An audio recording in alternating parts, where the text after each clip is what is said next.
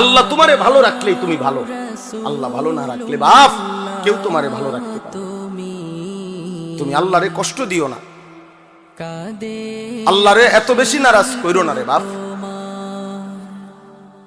আল্লাহকে লম্বা সময় ভুলতে নাই, কোরআন শরীফে আছে এটা বারবার বলছে আল্লাহ। আল্লাহ বলছে বান্দা আমারে বেশি সময় ভুলে যেও না, আমি যদি লম্বা সময় ভুলে যাও একদিন আমি তোমাকে তোমার পরিচয় ভুলাই দেব। ফাআনসাহুম আনফুসাহুম, একদিন তোমার কবর আখিরাত ভুলাই দেব, আত্মপরিচয় ভুলাই দেব, তখন তুমি আর মানুষের মুমিনের পরিচয় থাকবে না।